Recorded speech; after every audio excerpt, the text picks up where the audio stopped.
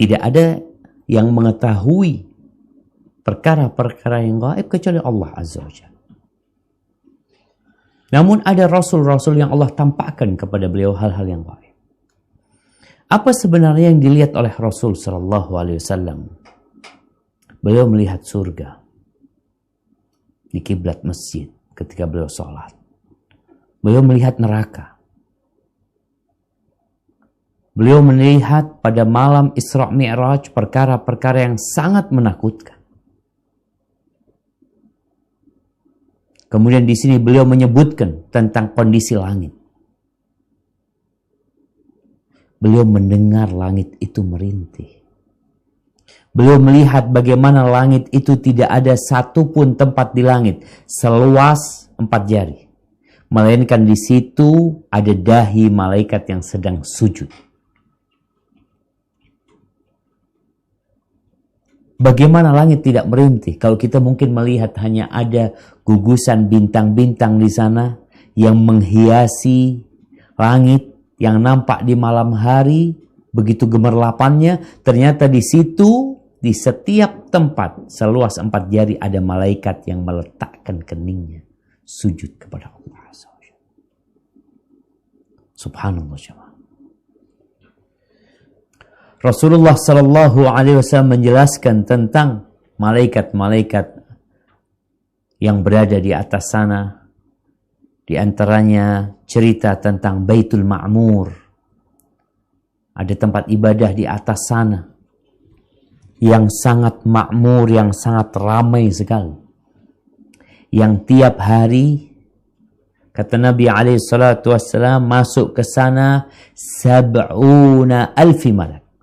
70,000 malaikat masuk ke Baitul Ma'mur beribadah.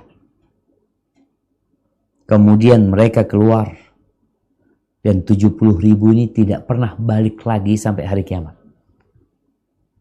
Artinya tiap hari itu ada 70,000 malaikat baru yang masuk ke Baitul Ma'mur. Kalau 10 hari sudah 700,000. Kalau 100 hari 7 juta. Dari sejak Nabi Adam alaihissalam sampai hari kiamat 70,000 itu masuk dan tidak pernah kembali. Berapa jumlah malaikat? Wa ma ya'lamu junuda rabbika illahu. Nggak ada yang tahu jumlah tentara-tentara Allah kecuali Allah Azza wa Jalla. Tatkala kita tahu jemaah, adanya malaikat-malaikat yang sibuk beribadah, sibuk bertasbih, maka engkau nggak usah merasa sendirian beribadah. Karena biasanya yang membuat orang itu jadi malas, karena merasa nggak ada kawannya. Ada malaikat-malaikat yang beribadah terus. Engkau tidak sendirian. Ya, mungkin di antara 7 miliar lebih penduduk bumi ini yang melakukan ketaatan kepada Allah hanya beberapa juta mungkin. Yang senantiasa patuh kepada Allah. Tapi ada jutaan, miliaran malaikat yang mereka terus beribadah kepada Allah Azza wa Jalla. Lalu beliau mengatakan, Wallahi lau ta'lamuna ma'a'lam. Kalau kalian tahu apa yang aku ketahui dari dahsyatnya azab Allah Subhanahu wa taala, maka kalian akan sedikit tertawa dan banyak menangis.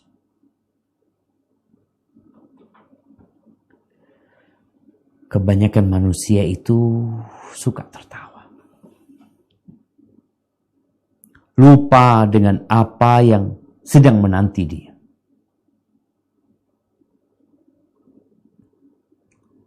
Lalu Nabi SAW mengatakan, kalian gak akan bersenang-senang dengan wanita di atas ranjang. Tatkala kau tahu dengan dahsyatnya azab Allah Subhanahu wa taala, dengan dahsyatnya api neraka, bagaimana orang itu dikasih bara api, kemudian di telapak kakinya, lalu otaknya mendidih.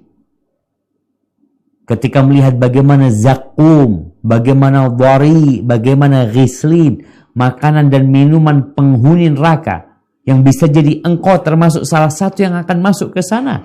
Na'udzubillahi min dzalik. Gimana akan bersenang-senang dengan wanita?